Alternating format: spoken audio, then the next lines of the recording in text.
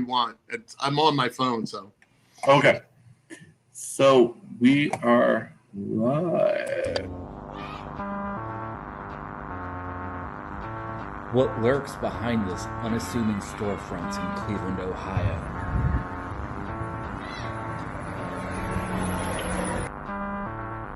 It's the Buckland Museum of Witchcraft and Magic.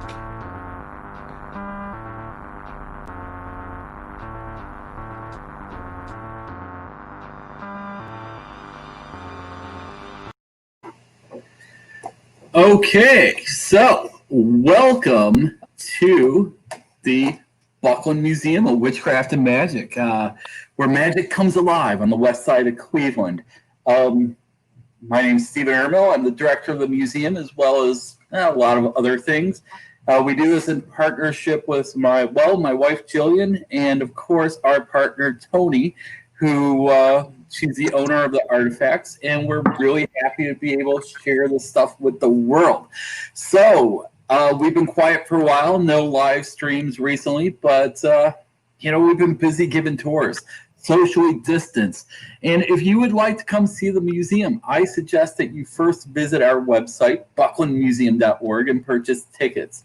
Because due to social distancing, we can only have 6 guests in here at a time. And that can be a problem, right? People show up, they're like, yeah, I drove in from like Missouri, want to see the museum, what's going on? I'm like, sorry. So please get your tickets ahead of time. Speaking of that, tickets for October tours go on sale Monday, September 7th at 10 a.m. The phone has seriously been ringing off the hook and people being like, I want to book my tickets now for October. So, Monday we'll have those tickets available. But that stuff's wonderful and all. But tonight we're going to chat with writer and occultist Denny Sargent. I've had interest in his work for a long time now, mostly due to his involvement with the Horus Mott Lodge and now his new book, Werewolf Magick, which I find very intriguing. I ordered my copies for the museum a while ago. Hopefully they're going to show up any day now so I can spread them to all the occultists here in Cleveland that are interested in lycanthropic magic. I gotta say, with Denny Sargent, his ideas really intrigue me, so I want to subscribe to his newsletter. And welcome aboard, Denny. What's going on? Thank you for having me. I'm really excited. I've got my finger in a lot of occult pies, but this is my new baby. I'm really trying hard to just promote it, because I think that right now what people need in the world, especially with the COVID insanity and everybody's kind of losing it, including myself, we need to find a way to recreate a good lifestyle, a positive lifestyle, instead of the kind of the chaos we see on the news every day. I went through a really hard time in my life, and in my meditation, a wolf spirit showed up. I found out from talking to shamans from Siberia, which is in my book as well, that animal spirits show up at times of crisis when you are really between the worlds. And a 3-eyed wolf spirit showed up, and there became a completely different journey for me, from my more traditional occult stuff that I've done, which is Tantra, like you said, Thelema, Horus Mott Lodge. I'm a voodoo sant. I do a lot of different things. But the reality is that we've lost touch with Gaia. Everything you can see on the news today, all the chaos, all the disaster, we've lost touch with the earth. And we need to get in touch with and release our animal self, which is the key part of my book. I researched lycanthropy. I researched thinking it was just for me. I didn't plan to write this book. I got interested in this wolf. This wolf spirit kept coaching me, and I suddenly found, as I started looking in the history, that there were werewolf cults all the way back in ancient Greece, down into Rome.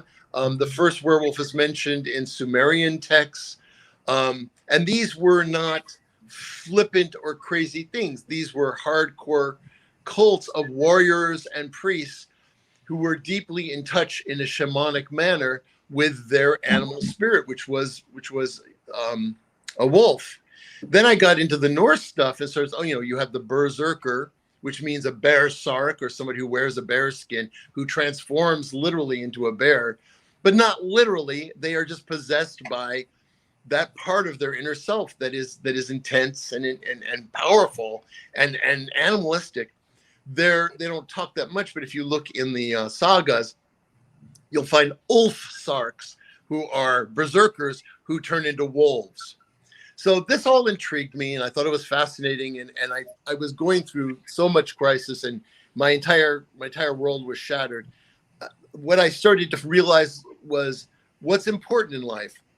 Are we happy? Are we in touch with nature? We are so isolated. Last night I did a big werewolf magic ritual because it was a full moon. I'm launching the book. I'm really excited about the book. It's doing well so far.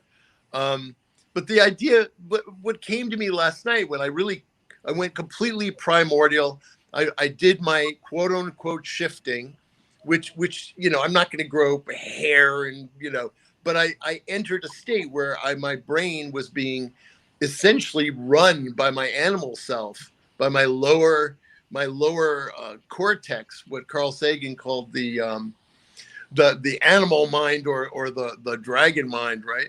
And I was in a purely animalistic feral state, and the wolf spirit came to me in a quite stunning visionary fashion, and he basically,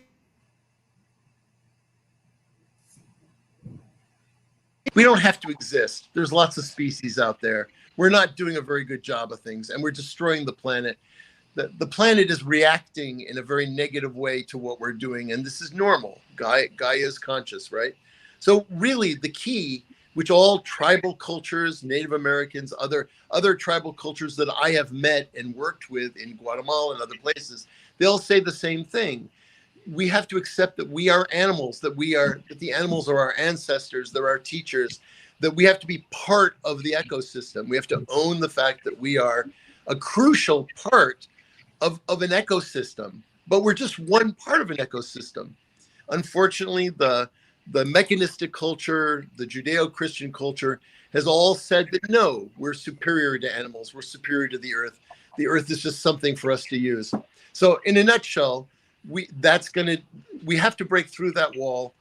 There are techniques for doing it, for building up the animal self. Those of us from a Western background with Western schemas, the wolf is the primary animal that has been used in our cultures all the way back to break through and to get to our feral self and become free. So you asked me earlier, am I any better than I was? I'm a whole lot happier. I'm a whole lot more myself. A good friend of mine looked at me the other day and said, she's known me for 25 years. She said, "You are more you than you have ever been." That's my selling point for my book. Be more you. Is that what we're always striving for? To break it all down, I got to be me, baby. Right? Yeah. And then the question is, well, what is you? Is it what your parents told you? I don't think so. Is it what the religion you grew up in? No. Is it working 24/7 so someone else can make money off of you? I mean, we all have to work. That was terrible. But what are you? The reality is you're an animal. And no one likes to hear that. And the term animal is used as a negative in so many cultures. But we are 98% genetically the same as a chimpanzee. Oh, yeah. We are 86% genetically the same as a wolf. We are this close. We are this close to just being the primate that we are. And I'm not saying people should run amok and throw poop at each other, though. I think we do all the time. Have you ever looked at Twitter before? Oh God, yes. Yes. That's pretty much monkeys throwing poop. Twitter poop. Yeah, that's exactly what it is. So I wanted to say to our audience here, if you have any comments, questions, please, we have a little space here. Love to hear what everyone thinks about what we're talking here. Bring it on. So, what was your first experience with werewolves in popular culture. Any sweet memories? Oh yeah, no. I mean, a lot of people like my book because they're like, every time I was into horror movies as a kid, and I always liked the werewolves. And I'm going to be honest, me too. I was never a vampire guy. I was always the werewolf guy. Thomas Torment, who I think is the closest thing to a living werewolf that I've met since I knew him before I met you, and now it's you are legion. You guys are all growing, coming together.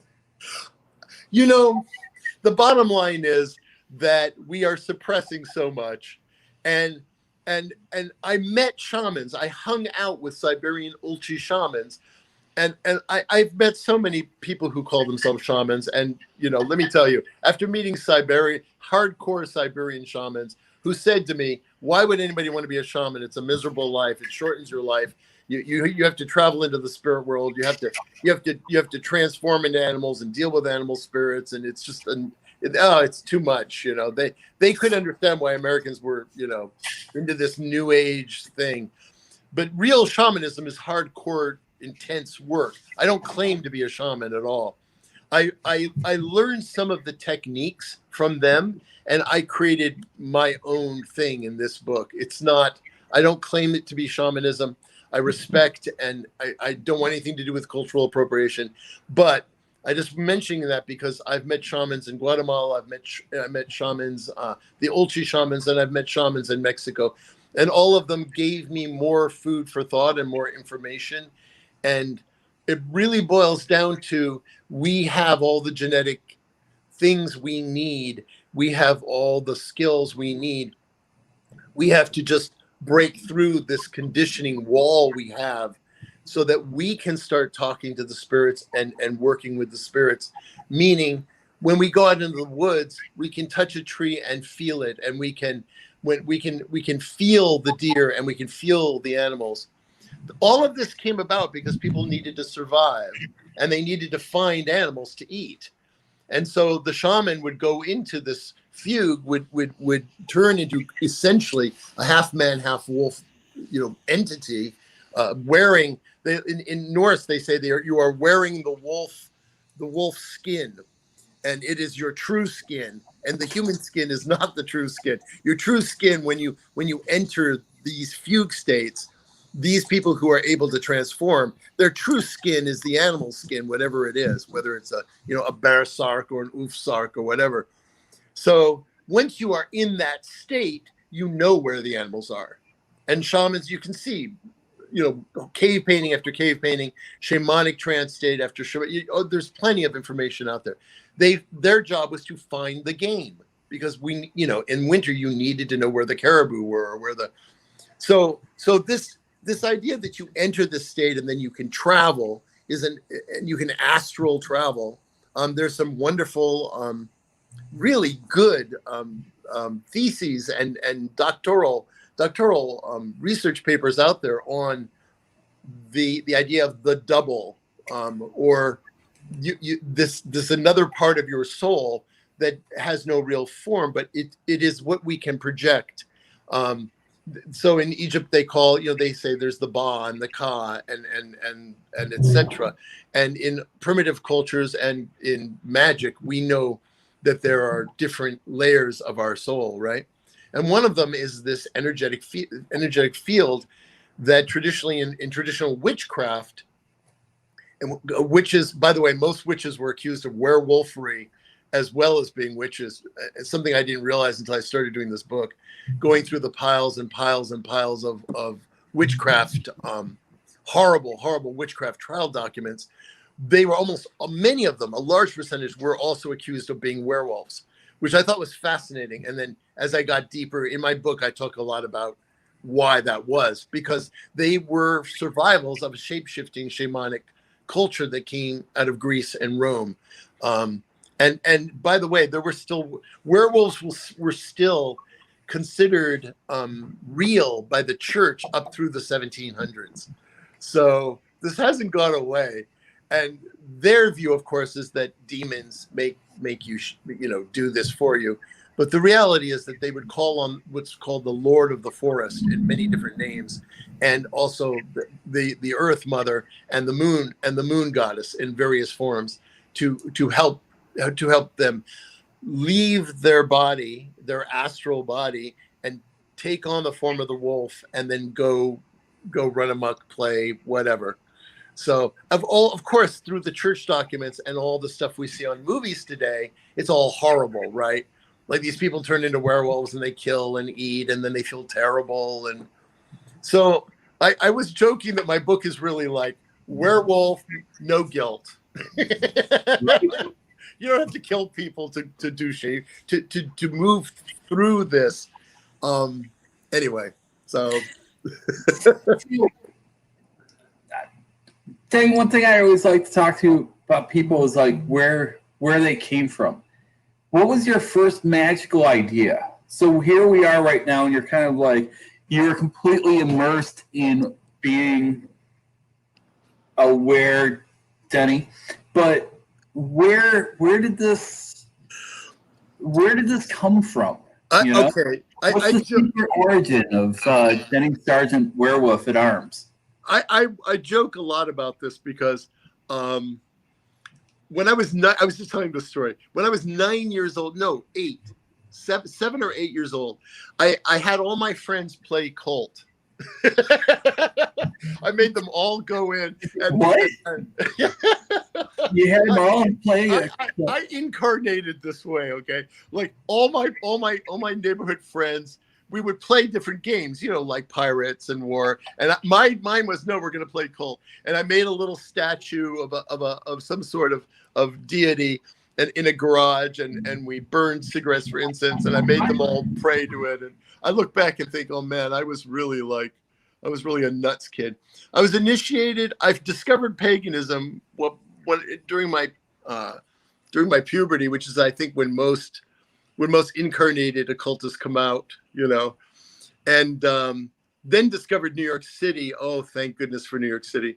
And immediately became pen pals with a pagan who was my age.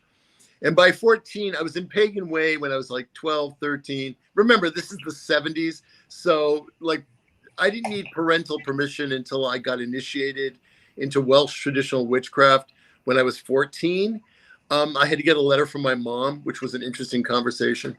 And then from there, it's just been everything. I discovered the Book of the Law, a small group of us who were all about the same age, the Grove of the Star and the Snake. We decided to move past witchcraft and just do everything. We got involved in the Book of the Law. We read the Equinox. We got involved in Tarot. We did everything, like literally everything. We were in New York. We were like a subway stop away from the Magical Child, which was the epicenter of all that is occult goodness of the East Coast in the 70s. I met so many people. I mean, LaVey walked in, and Greenberg and all these people. Anyway, so I was immersed in it. I've always been with it. So did you ever get a chance to meet Leo Martello? Oh, yeah. Leo and I were pals. I mean, so here's the thing. Can you tell me a good Leo story? Do I have a story, or do you want a story? Yeah, I want to hear a good Leo story. Oh, I got great stories about Leo. So here's what I loved about Leo. Leo treated us like adults. We were teenagers, and a lot of the top occultists were like, oh, blah, blah, blah, blah. And Leo, Herman, Eddie, all these people, they treated us like friggin' adults. Leo was hysterical. I remember once we took a cab ride to a gathering. Margot Adler had like a dozen covens come together. And explain who Margot Adler is, if they don't know. Oh, Margot Adler was kind of an amazing persona who epitomized witchcraft and wrote Drawing Down the Moon, and was just an awesome, wonderful, lovely person. And she was NPR. She was a top NPR for years, right? Yeah, for years. So snuck in all kinds of occult stuff during that. So Leo and I shared a cab, and he got to tell me all his stories because he had just published Curses in Verses.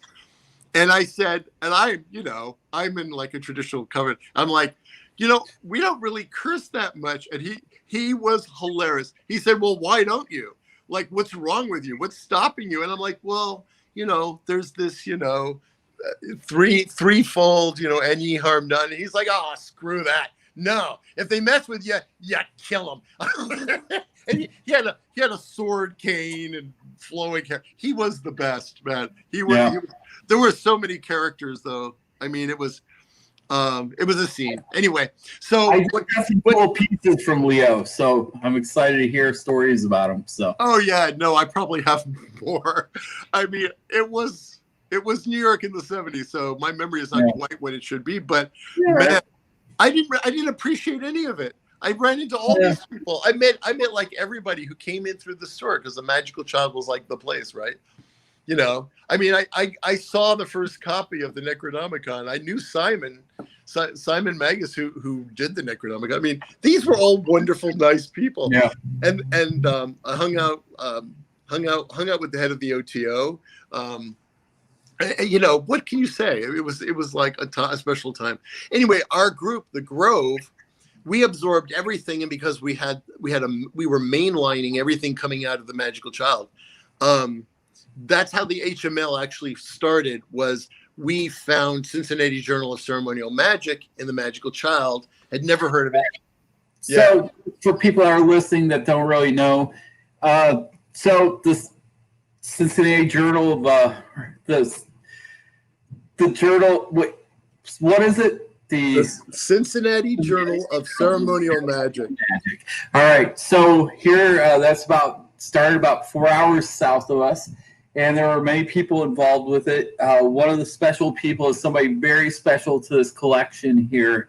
Was a woman named Maggie Engels, also known as Nima. Mm-hmm. And so you discovered Nima. So at the time, her magical name was museum. There's no way that you walked out of here without listening to me talk about Nima. So. No, that's fine. I love talking about Nima. I'm just saying for the listeners out there. Oh, okay. Yeah. Never been good. Nima was one of my dearest, closest friends. In fact, we worked together for 40 years. I buy into her work. I honor her every day. I've just finished writing a chunk of and publishing the Horus Mott Lodge book, a PanAeonic grimoire, which I highly recommend.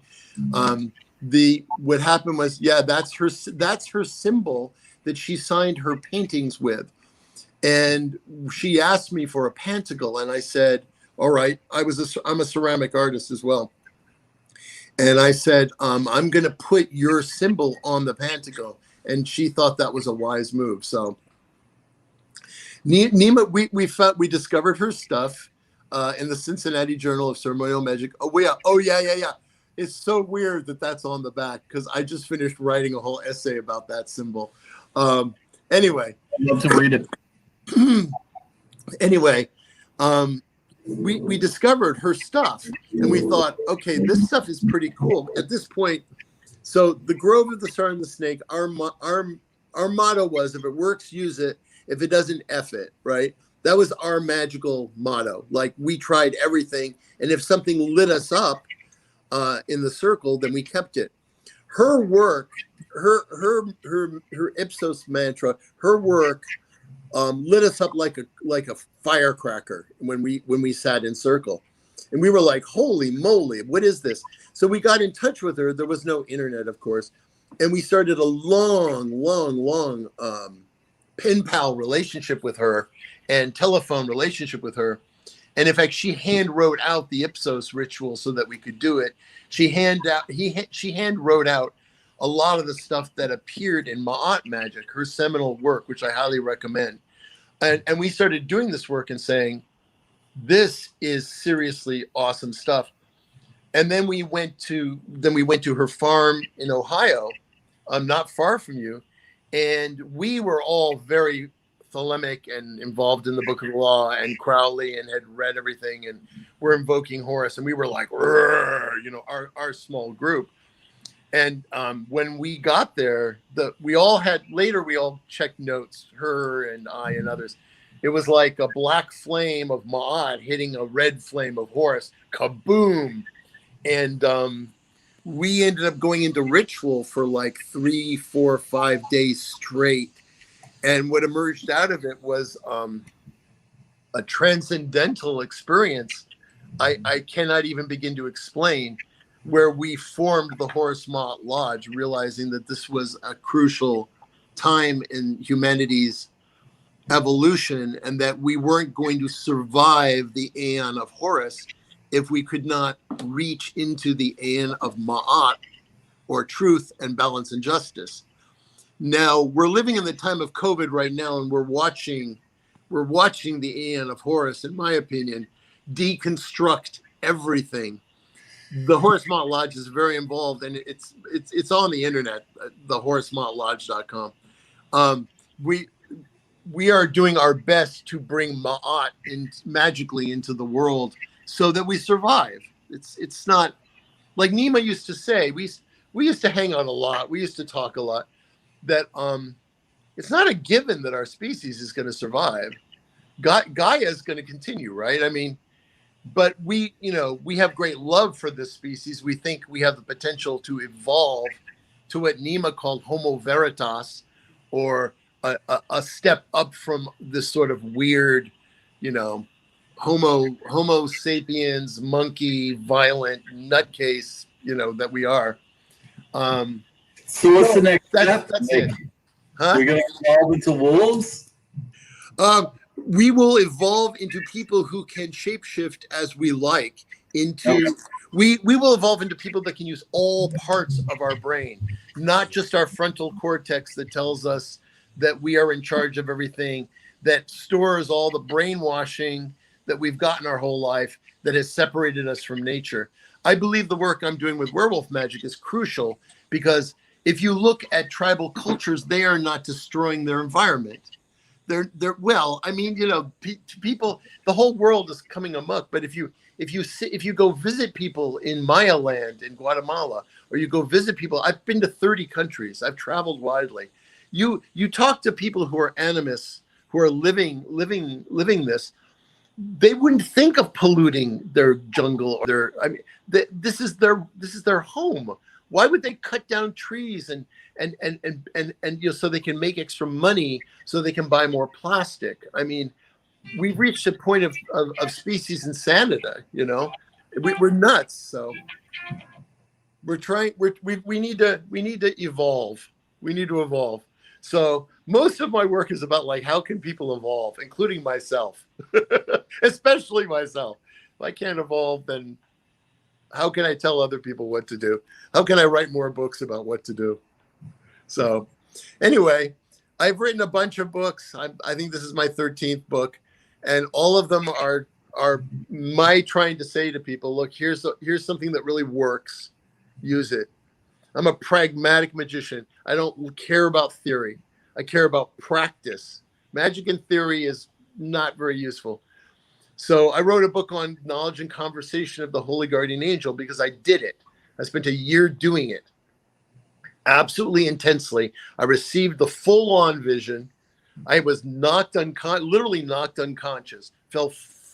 I was with other people. Fell right headfirst into the floor. Had a full-on vision of my Holy Guardian Angel. Had a complete download of all this stuff from whatever, the infinite, and came out of it and was like, okay, I have a million things I have to write now. So this is just one of my one of the skins I'm wearing right now. So your many gifts to the world. So one thing I really love about your book is your Werewolf Magick book is you have a large section of exercises, rituals, spells, and rites. Okay. Yes. So this is just live on the internet. I'm wondering, do you have anything that we can share to our viewers right now? Like, what is a simple way for people to kind of find their wolf center? Okay. Okay. What I mean? Like, let's say that you want to experiment with it. Maybe you just want to put your paw in the water. Okay. See what's going on. Okay. and then you get that taste, and then you want it. And the next thing you know, you're hanging out with Glenn Danzig, looking at his book collection. He's just like, this is where it goes. Can I show you my werewolf altar and tell you there? Because I think, I think it's a good visual, if nothing else. Okay, so I have two. I have two altars. I have an altar outside. This is my dog. So this is where I do my work. Okay, and this is where I was at 3 a.m. So I am very blessed that I have a house with a forest in the backyard. And what do your neighbors think of this? So this is one of my werewolf altars, okay? And this particular piece is something that I wrote. That is the three-eyed wolf that has inspired me. So now,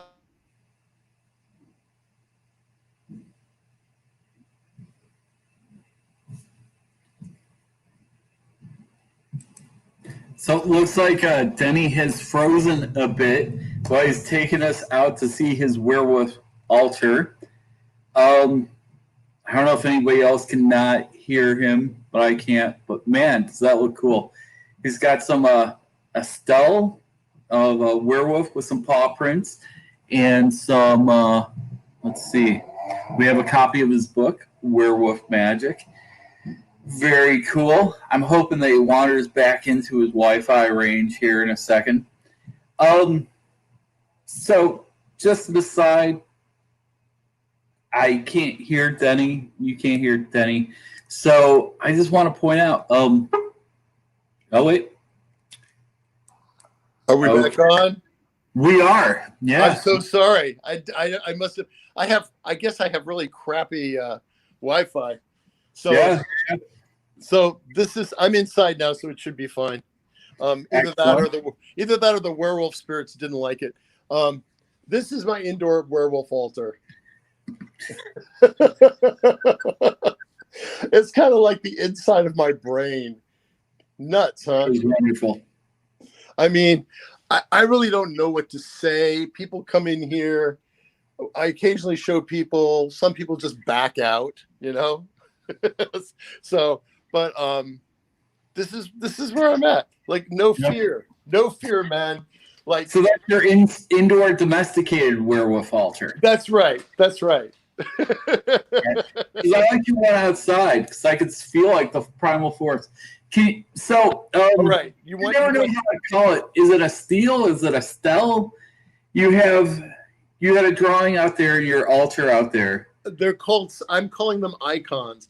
What they are is I'm starting to work on wood. They're directly on wood. Yeah. Actually, I've got a bunch that are popping out. I mean, my whole life has gotten so strange. So I'll show you a couple more. Show you a couple more because I think they're pretty cool. So that is based on a Paleolithic cave painting. The sorcerer. Yes, exactly. Yeah, we talked about that in the museum. It's the idea of the land god. That is the shapeshifter. This is the Lord of the Forest. So I have a bunch of them. This is Kernunos. Oh wow, that's cool. Thank you. This is Minotaur. And this is the Wild Man. And I lived in Japan for 4 years, so I'm starting to do some feral Japanese icons. This one is Oni, which is often called the devil, but it's not.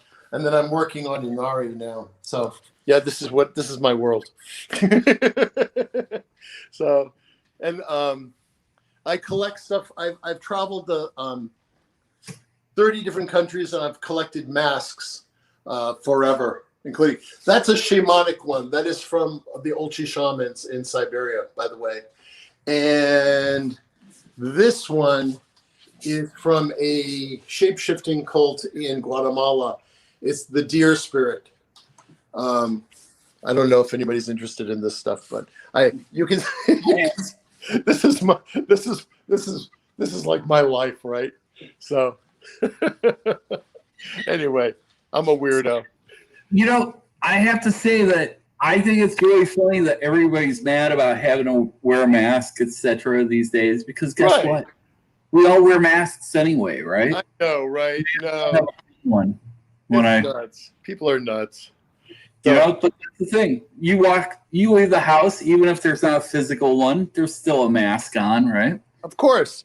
I've got a dozen masks. Nima's whole magical system is about masks, right? Yeah, so she had a great line about it. She said, you wear the mask, you don't let the mask wear you. And people who are, say, VPs in a corporation, they start to begin to think of themselves as that. Yeah. But that's not who you are, No. I'm a university instructor. Is that me? No, it's just my way of making some money and messing with people's minds, which I really like. This is my tantric altar, by the way. This is the primary magical schema that I have used for the last 40 years. And I'm in the middle of writing a book on Tantra now, too. So I'm a busy boy. Hey, life is short, I want to get some things done. Yeah, exactly. That's the thing is it's, you got to surround yourself with memento mores to remember that there's a reason to get off your ass. Right? Oh, yeah. No, I'm a Kali fan, so I have.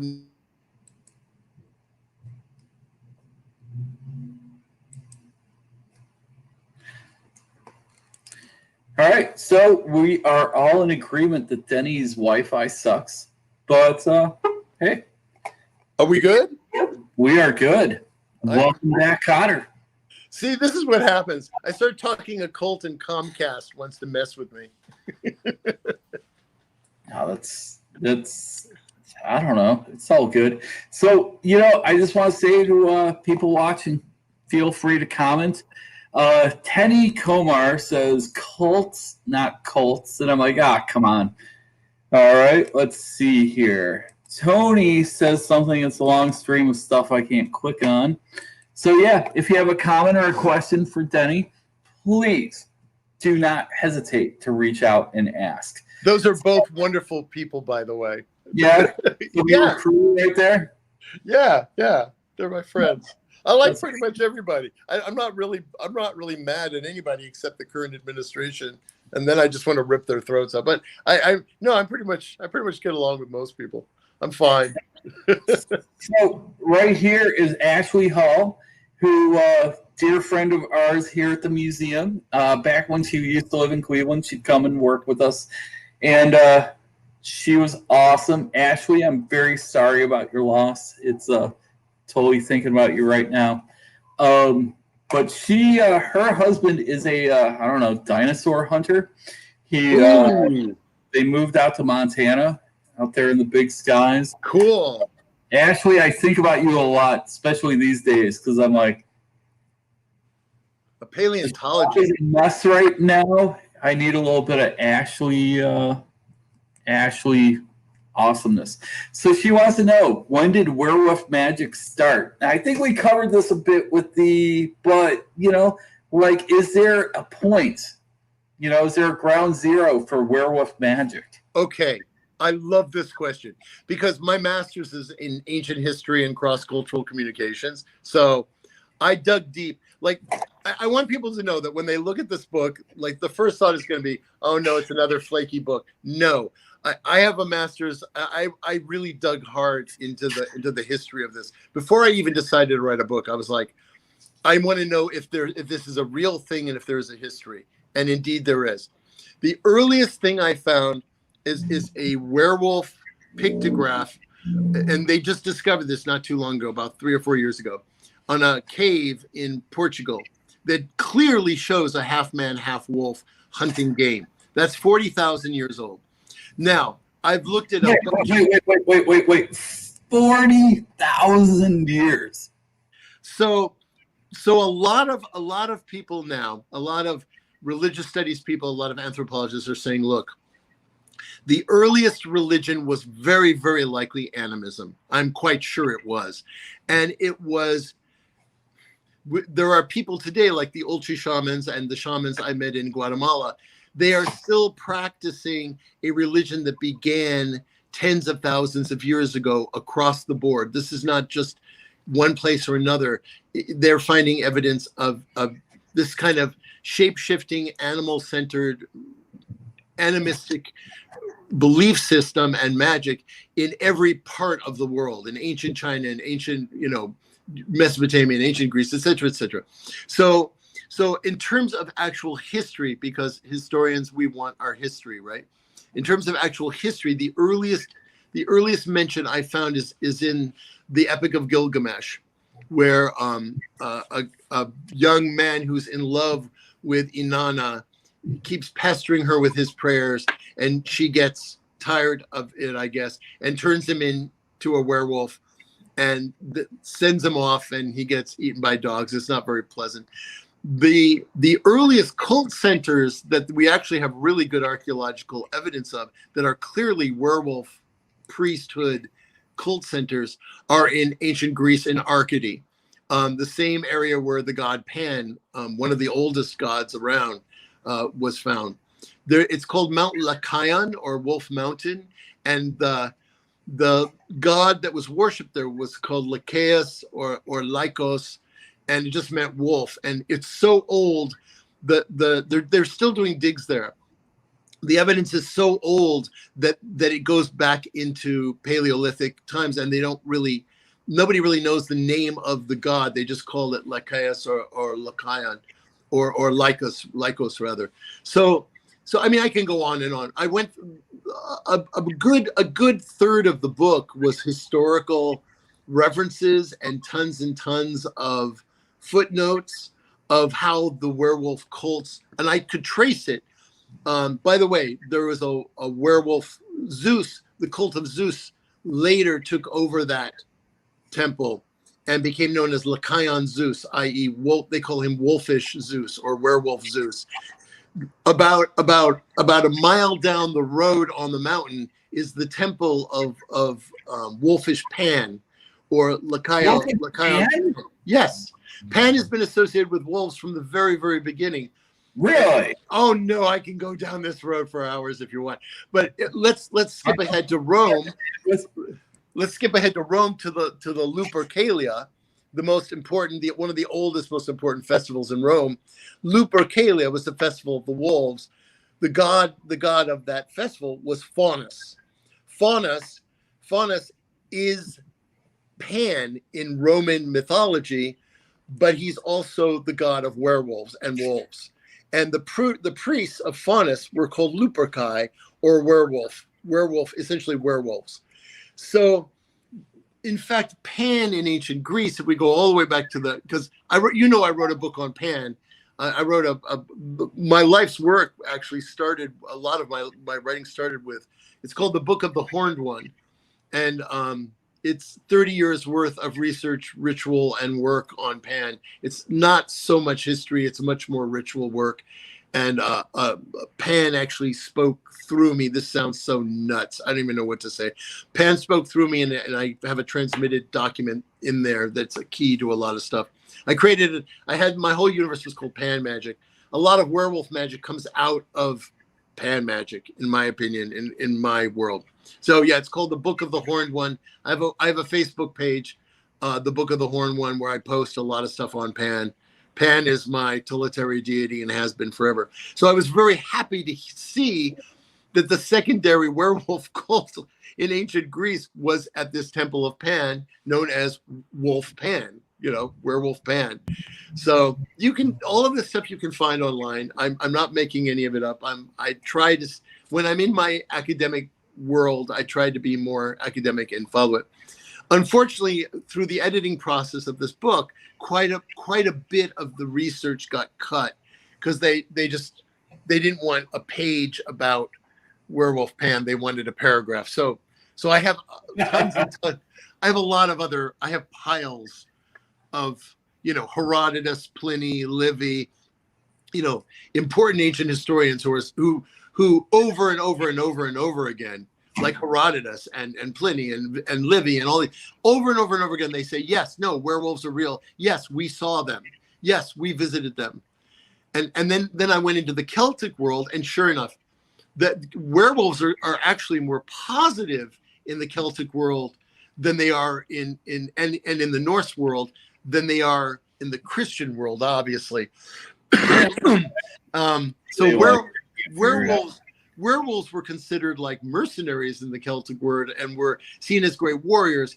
And there's whole tribes, Celtic tribes, that turned into werewolves. In fact, I have a great story for you. St. Patrick, who tried to Christianize everybody in the Celtic world, right? The guy? Yeah, St. Patrick, right? And he had a big confrontation with this one Celtic tribe, and I can't remember it off the top of my head. It's in my book. And the leader of the tribe said, "No, we're not converting to your religion. We are, we worship the old gods." So he cursed them and turned them into werewolves, the entire tribe into werewolves. And then a year later, they huh? Is that a curse though? Well, this is the funny part. You're getting to the punchline. You're getting the punchline is like a year later they turned back into humans. Well, then other people who are writing about this tribe said no, every year they would turn into werewolves for a month. And then, this whole thing of St. Patrick was just tacked on as like, you better convert or we're going to turn you into a werewolf, right? But the Celts they liked werewolves. In fact, I found some really friendly werewolves in my Celtic history dig. In Scotland, there's a bunch of werewolves called wolvers, Wulvers, who fish. That's what they do. They fish, and they leave baskets of fish at the houses of poor people, and they help travelers who are lost. So they're not all horrible, throat-ripping, critters. Go on. That sounds absolutely wonderful, actually. I know, right? Who would? Because the wolf eventually becomes, man's best friend, the dog, right? Right. And so it would only really make sense that the werewolf would be a companion to all of us right here. I can find some more. I mean, I have so much I can talk about. When werewolf magic started to erupt through me, yeah. I tend to go with what erupts, and then I look at the history after. I don't look at the history and then adopt. That's never been my way of doing things. No. I'm one of these jump into the lake and then find out if the lake's poison, right? Like that's me. That's always been me. So the gods that came to me in the middle of like these fugue states, naked, dancing in the woods, right, and howling and growling. The things that came to the moon goddess, of course, is crucial, and the full moon is crucial for a lot of reasons. But the goddesses that came to me were Artemis, which is obvious, and Selene and Hecate. Now I just started working with Hecate, and all of a sudden she's like huge in my world. And all of them were wolfish goddesses. Artemis ran with dogs, much, much earlier images of Artemis and tales of Artemis's. They weren't dogs, they were wolves. I was going to ask you about that, because like Hecate, there's a whole idea of Hecate and her hounds, right? Right. They were wolves. Yeah, they were wolves.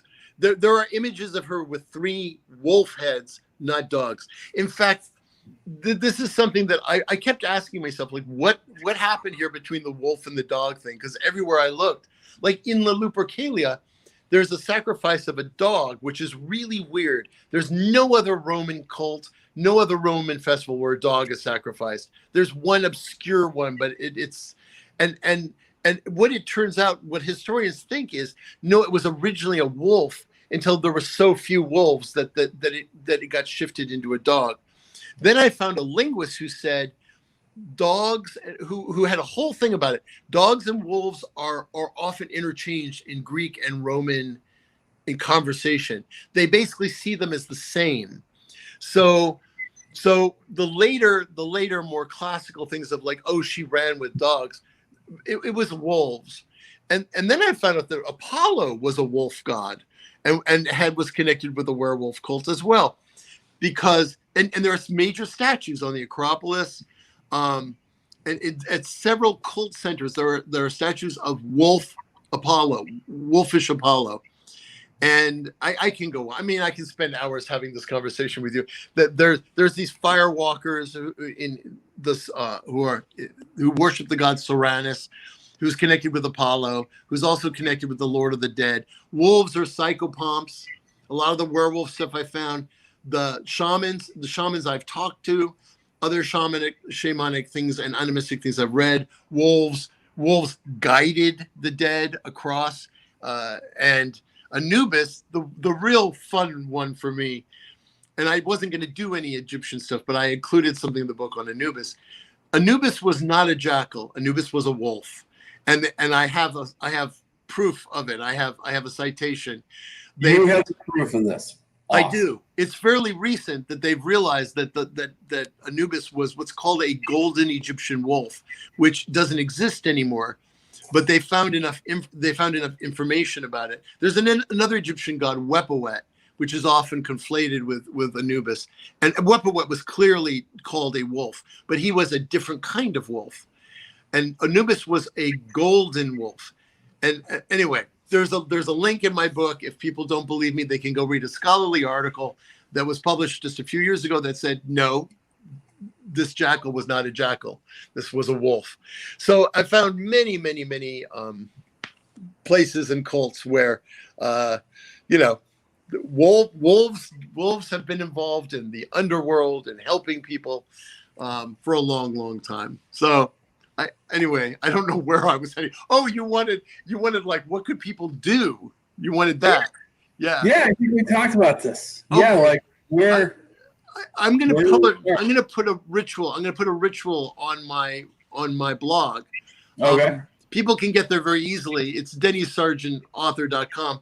But I've also, if you just type in Werewolf Magick with a K, werewolfmagic.com, you'll go to my page. You're right. And werewolfmagic.com, man. I know, I couldn't believe nobody had taken that one. I also took feralmagic.com because that's where I'm going next. Oh, okay. Yes, that's where I'm going next. So we have a couple comments here. I'm putting a ritual there people can do if they want to. And then I can talk a little bit more if you want about growling, howling, and what I call werewolf lingo. So Hagen von Tullian, our dear friend from Berlin, he says, looking forward to your werewolf book. Hagen! I love Hagen. Yeah, me too. He's cool. What is the main intention for practicing werewolf magic, in your opinion? To become happier. All right. That's really... The Dalai Lama says the purpose of life is happiness. The Sri Guru Dev Dadaji said that the purpose of life is happiness. We are unhappy people. We are very unhappy people because we have forgotten that we are animals. Yeah. Animals don't sit around thinking all the time about their problems. They don't rehash things. They just frigging live for the moment, right? So yeah. I mean, we're an unhappy culture. And the cultures I've met that were really happy were not like us. And they were not focused on greed and consuming and destroying and complaining. They were living simple, beautiful, enjoyable lives. Yeah. So I think that's a great answer. Sean says, all right, so Sean is a friend of ours here at the museum. He's part of the band Frail, who we represent actually. Oh, cool. In he says, which book of yours would you recommend to start with? And have you ever spoken to or interviewed anyone that asked you to leave or threw you out? Oh, I love that question. Okay, let's start with the first one. The first book I ever wrote was my Universal Field Theory of Magic. We got to talk. Okay. The first book I ever wrote was my Universal Field Theory of Magic, and I was vainly hoping it would go on to become a doctoral thesis. It's called Global Ritualism, and I highly recommend that as the first place to start if you're going to. But a lot depends also on what you're into. I mean, if you're into Western ceremonial magic, I would say Your Holy Guardian Angel and You, which is exactly like instructions, which I couldn't find anywhere, so I wrote the book on how to do knowledge and conversation of the Holy Guardian Angel. Forget about all the Abramelin stuff and all this crazy stuff. It's a very simple formula that works, and I know it works because I did it. I don't have to have a bunch of sand outside my window for steps. Excuse me? You're saying that I don't have to like ritually cleanse myself for 3 months and then have a bunch of weird sand outside my window? No. And no? Magic is about programming yourself. So you set up the right program in the right way, and you're consistent, and you use your energy, your sexuality, your intelligence, your group, your deep unconscious mind, and you can accomplish whatever you want to accomplish. So, but if you're interested in like Tantra, my book on the Naga spirits is a completely different ball game. I have too many interests. If you're into the I Ching, I have a book on the I Ching called the Tao of Birth Days, which is not the best title, but it's a whole system of divination based on of self divination based on your birthday or other people's birthdays. I have a lot of books. I also have a series of kind of under the table, quiet, down low grimoires. I'm a deep fan of Austin Sperry and Sigil Magick and Kenneth Grant and anybody who's strange and unusual. So I have all kinds of written stuff. I mean, I have many more things out there. And there will be more. Yeah. I'm working on a tantric book now. I don't know what the title will be. I'm calling it Real Tantra. I was initiated in 1980 into a Sampradaya lineage, and I'm under contract to write this book, and COVID has gotten in the way of getting it done. So I'm trying hard to slog through it. Right. Everyone wear a mask. Let's get over this. You know. Exactly right. I know, right? Oh no, I know. You know, losing it. The thing that sickens me about this is we have the technology, right? Like this $6 million man. We can make it work, but people are too busy just being like, I gotta be me, man. And no. This country, I've traveled a lot. This country is the most egocentric, like infantile country in so many ways. And you know what? We've convinced ourselves that we are number one, and I'm telling you, not with this crap. We are falling apart, and it's a failed state at this point. So, getting there. Hendricks here has any stories about werewolves in the Southwest? Well, you know, in the Southwest, I would point to coyote. And again, I'm trying very hard not to talk about that I know about other cultures, but the Native American coyote is very powerful, shape-shifting. I have met people who claim to be coyote shifters. So there are some tribes where werewolves are considered evil, wrong sorcerers. So I don't have much in the way of werewolf comments. There's a lot of great werewolf sightings. One of my favorite pastimes is to just sort of kick back and watch the YouTube videos of quote unquote real werewolf sightings. And some of them are downright creepy. Most of them, if not all of them, are fake. But the bottom line is that all of our fascination with this and our fixation with this comes from the fact we are looking through a window at something that is freedom and happiness and it is throwing off like the civilized blanket and the family programming and the religious programming, and you know we're looking at this creature that does not give a blank about anything on the full moon, just is itself running wild and free. And my book basically what I want to say with my book is, look, it's right there for you. You just have to reach out and grab it, man. You just have to do the work of breaking through the layers and layers and layers of conditioning that have been dumped on you by your culture, by your parents, by your religions, by everything. And you may think that you have broken through. You know, the hippies thought, oh no, we're free. No, half the hippies are now all, conservative business suit types, right? No, It takes reaching down into your guts, into your deep unconscious mind, into your genetics, and freeing the caged animal spirit that is just waiting there. I call it the animal self, and it is there, and it is waiting for you, and it is your direct plug-in to Gaia. And once I did it, you know, I could go into a complete feral fugue and wander around the forests of the Pacific Northwest at night. I was able to touch deer that didn't know I was there. I was able to see around. I was able to do amazing things.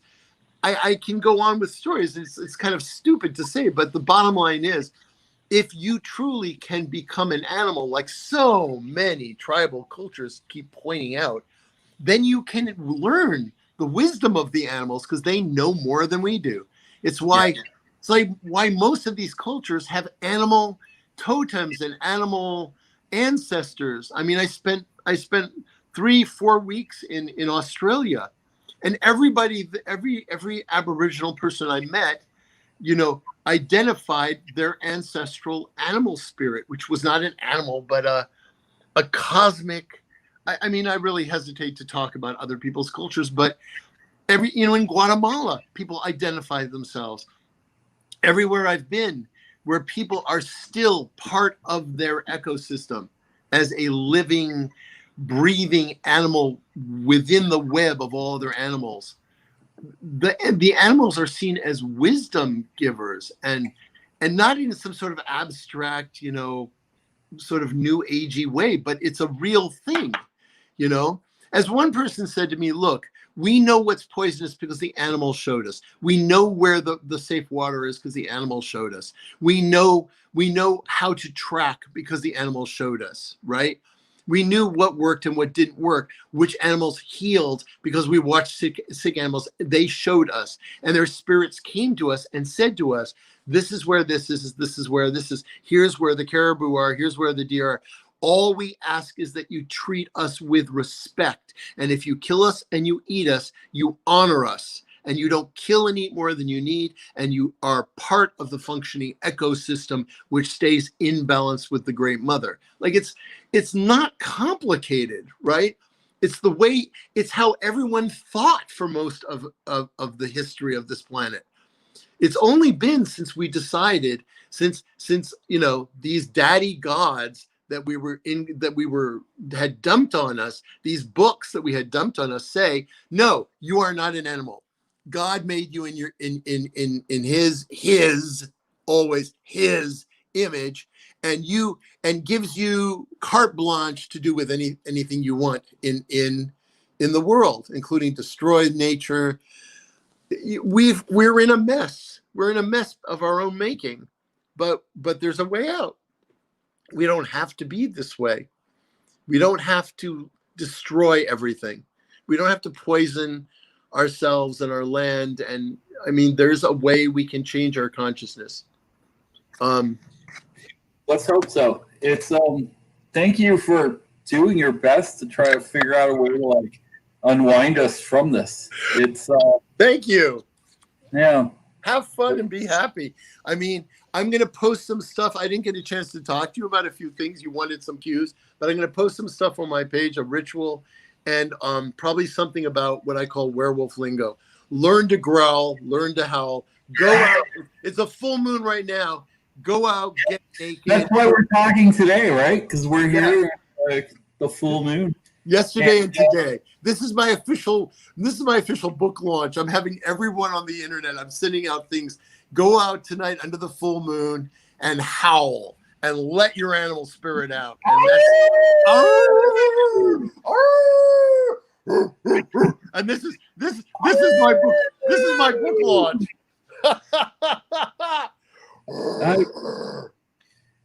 So one thing I gotta ask you though. All right. This might seem a little bit silly, but you know, Montague Summers. All right. Yeah. So I gotta say, I first heard about this guy way back in the day. Welcome to my book collection. What about you? I don't know who this person is, but I know Montague Summers. It's Glenn Danzig talking about his occult book collection. Oh, is that right? I highly recommend this video. It's a lot of fun. Great. If you're sitting there hanging out with your occult books and you're feeling really important and awesome, watch this video. All right. So here's the thing about. I will say that Glenn Danzig's brought me and my friends, more joy than pretty much anybody else in the world. Good for him. I don't want to do this again, but that's great. That's great. I'm not gonna rain on anybody's parade if they're looking for some wisdom. Montague Summers took everything, was heavily Catholic, but took everything about werewolves, and he only took bits and pieces from oh my God, no, I'm having a senior moment. A guy named, I'm losing it, I can't remember now. Anyway, it's in my bibliography. Do I have a copy of it? Gould, Baring Gould.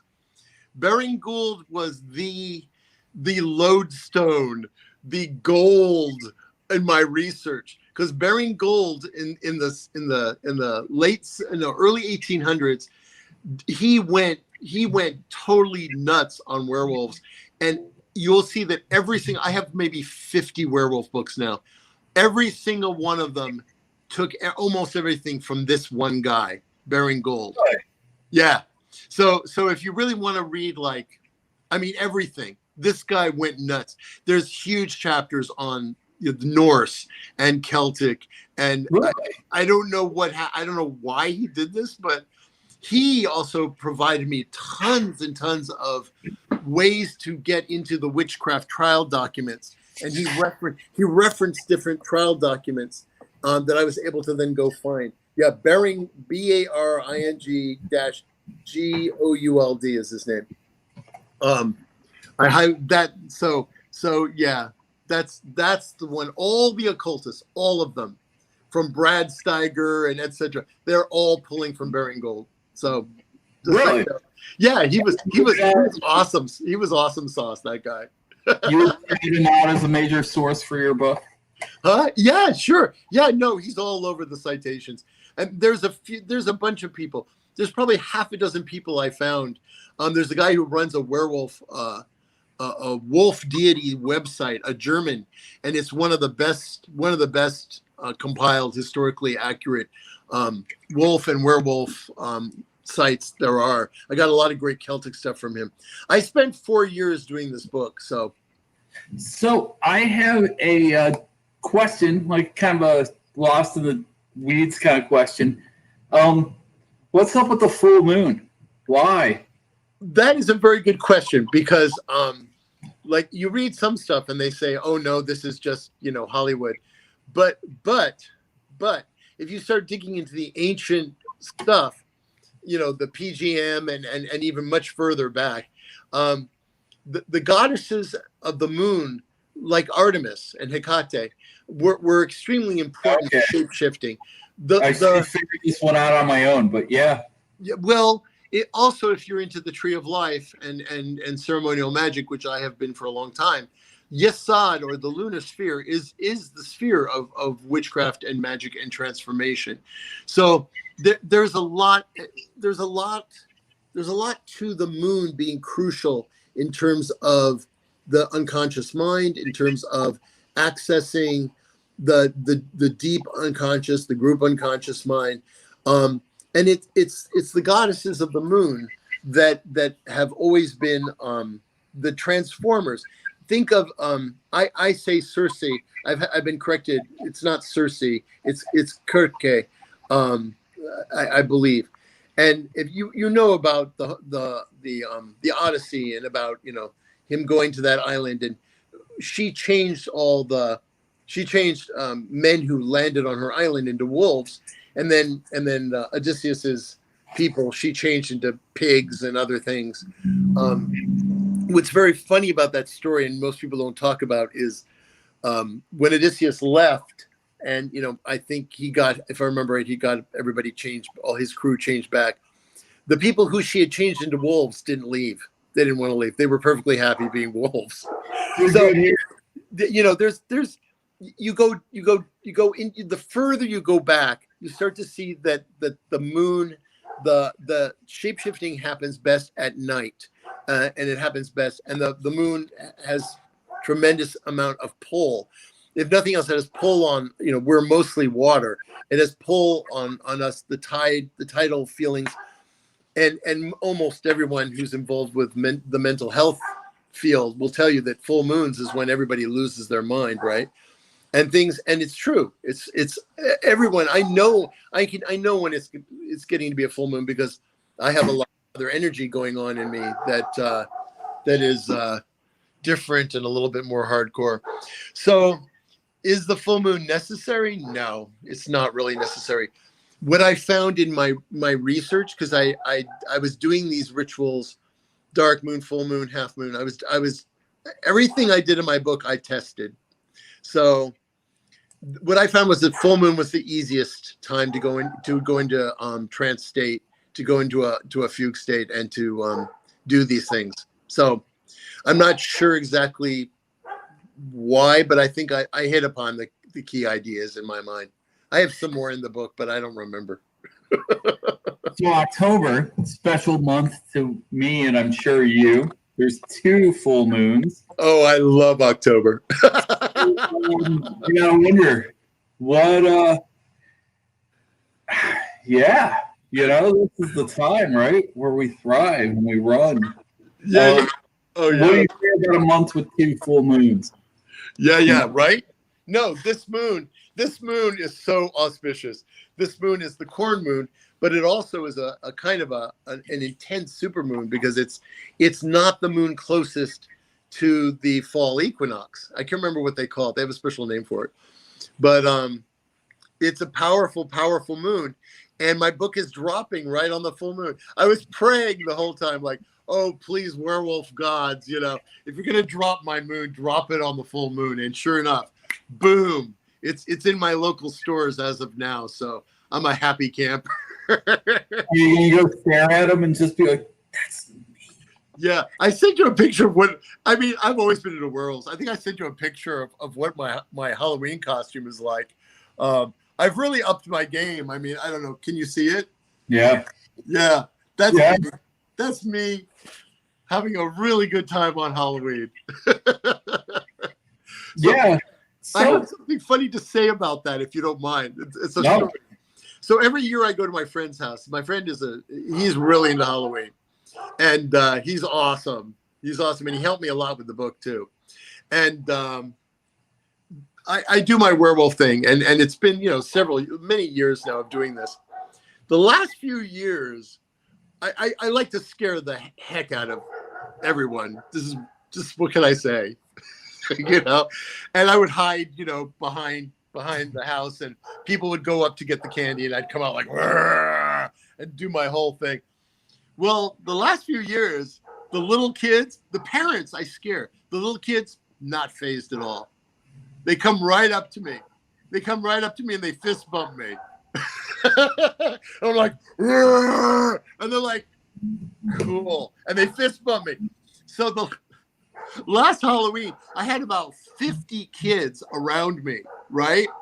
And I started howling. I started doing what I do in my book, that when I start having workshops, and I'm going to have workshops, I teach people how to howl, because everybody howls like a huh? Give one here. Oh, I'd love to. Okay, I'm getting 6 people here, please. Most people, that'd be great. I would love to do that. No, trust me. I would love to do that. I mean, I feel right at home in your museum, let me tell you. But good. I started teaching them how to howl, because most people at PanAeonic, I did a thing on Pan Magic, and the last 20 minutes, I test drove a werewolf magic ritual because I wanted to see if it worked, and oh boy, did it work. People went feral like that and went running out screaming, but nobody knew how to howl. They were like, I'm like, no, it's down here. Come on, bring it up. Like that. And so I taught all these kids, 50 kids in a cul-de-sac, how to howl, how to bark, how to growl. They're swaying back and forth. Their parents were terrified.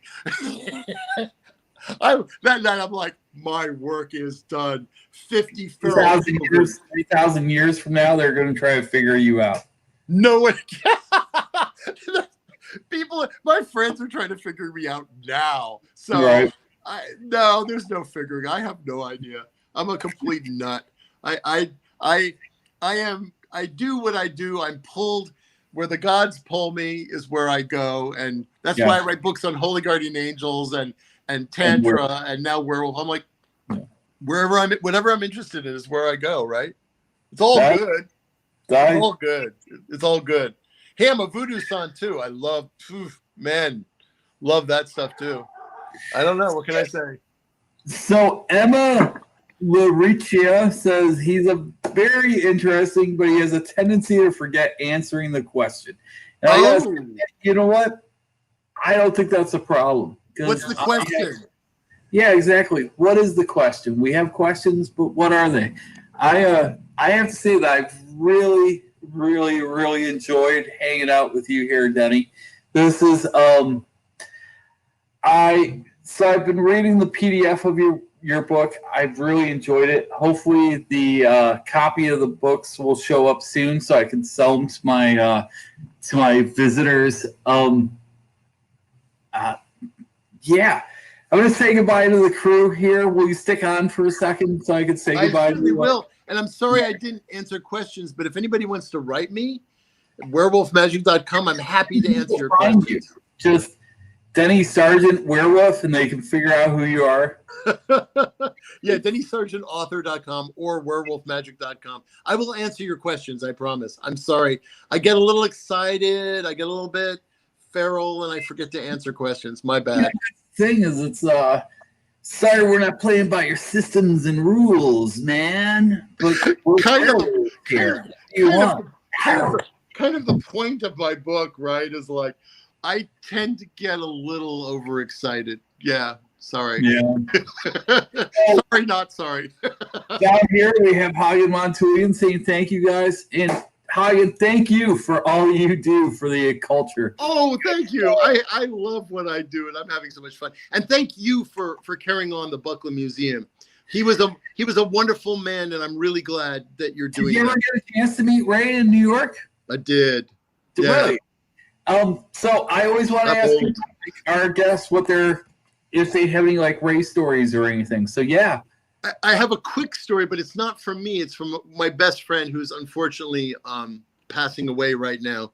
But he when he was like 12 or 11, he met Ray in Long Island. He had his first museum, I think, there. Yeah. And, walked up to him like his poor parents, right? Like this kid was into a cult when he was like 11. Walked up to Ray and said, "Ray, teach me the runes." And Ray looked down at him and took out a piece of paper and wrote out every rune. Yeah. And explained it to him like he was an intelligent adult.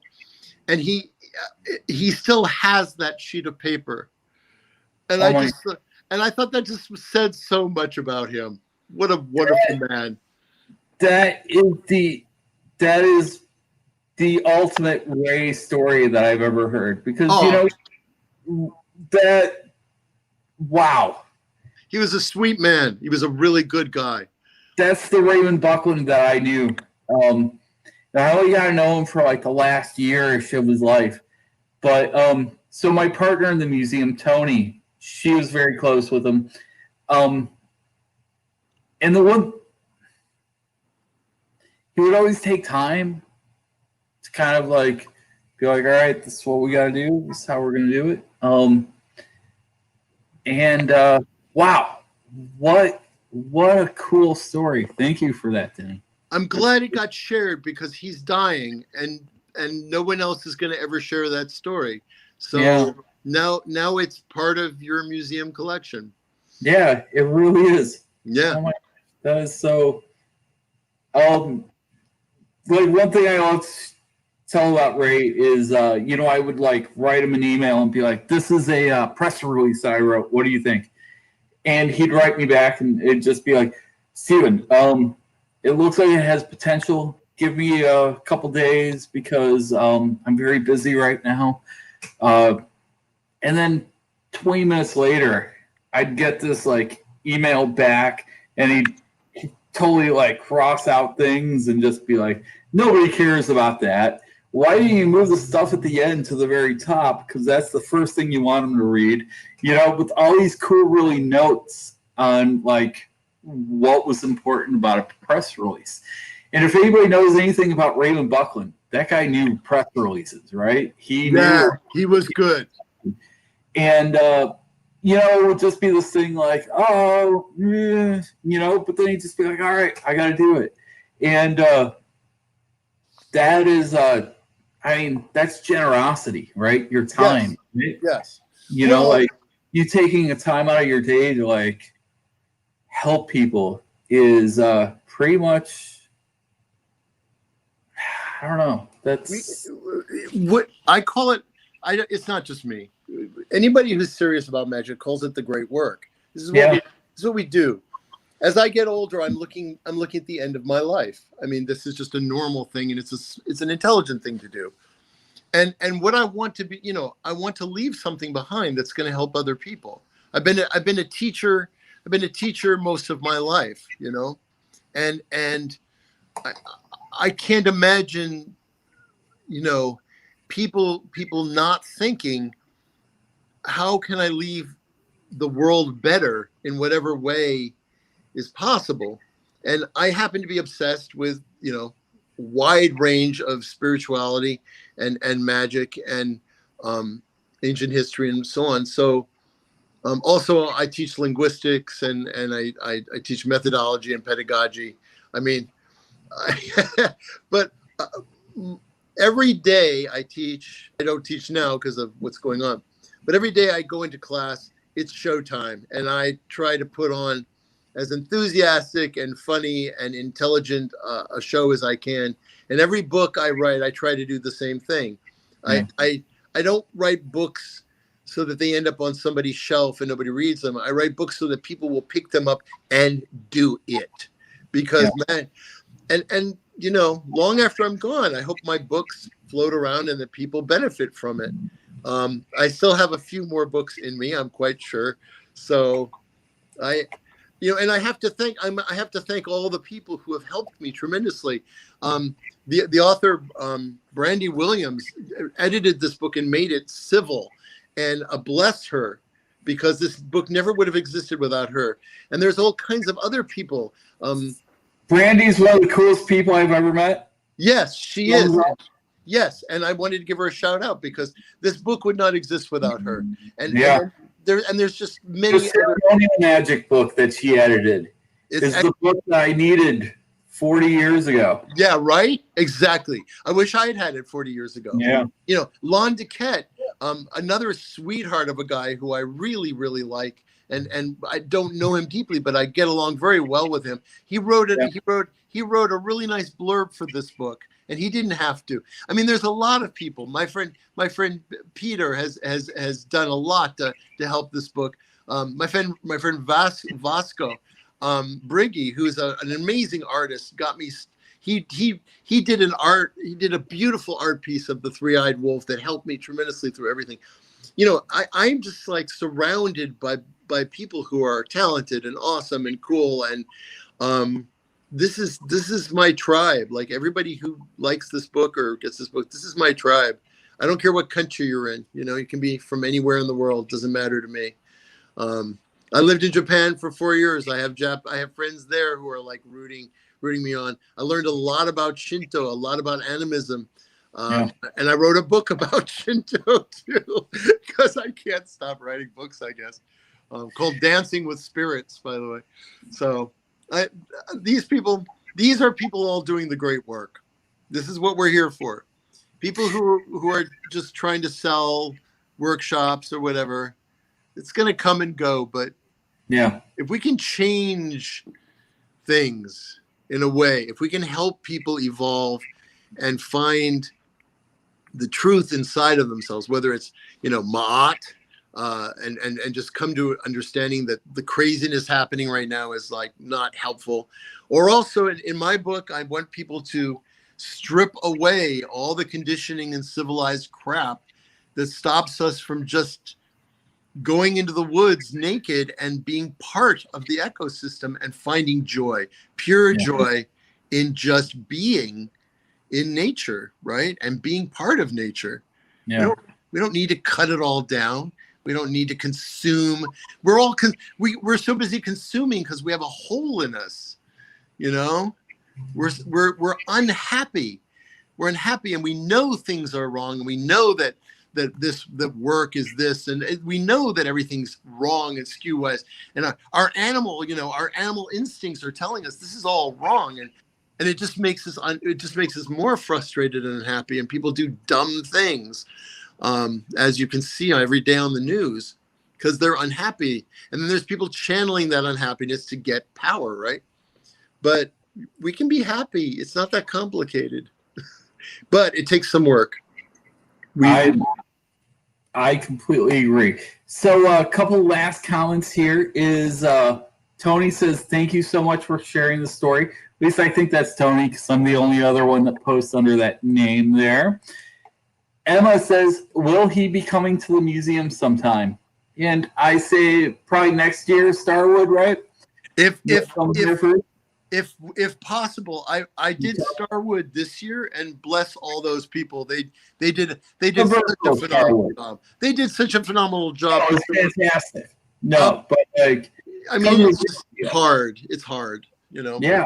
No, we need to meet in the flesh, you know. Yes. It's like, cyber world is great, and it's a great thing that's kind of like kept us going. But you know, like one day we can beat this thing, and we could all meet in the flesh once again. We're monkeys. We're monkeys. We need people. That's how it is. So yes, and, my buddy Steven Romano says, just tuning in. Sorry, I'm late. Steven, good to see you. So the Starwood people are sort of unofficially telling me that they'd like to invite me next year. I would be overjoyed. I was planning to fly there this year and present on Pan Magick, and then come to your really awesome museum that I want to see. And I can probably dig up a few things to actually contribute maybe at some point. I have to see what I have. I think you're right. This museum is awesome. And what makes it awesome is everybody like you, everyone like Hagen here, everyone like Steven Romano, everyone like Nima, everyone like Tony. It's a beautiful community of people that are like looking outside of the world that we're in and seeing a way that we could create a more magical space for everyone. And, I kind of hid from the idea that it's an incredible experience, but it really is. It's I am so thrilled that we can share this with the world. And you know, I want to brag, but no, you're doing a wonderful job. You're doing the great work, my friend. What can I say? Let me tell you how I got involved in what got me into witchcraft was the magical child, and it wasn't even the store. It was Eddie Buzinski and Herman had rented a beat up storefront and created a quote unquote witchcraft museum in 1971, something like that. And I was walking down the street, like I had already met my friend Robert, and I walked in there. And I bought my brand new information to me.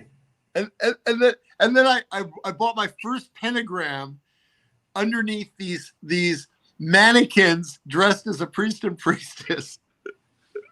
This is brand new information to me. Anybody watching this that has any like details about this Herman Slater's Witchcraft Museum, I have to find out every single thing about this. It was gone. It was gone in a month.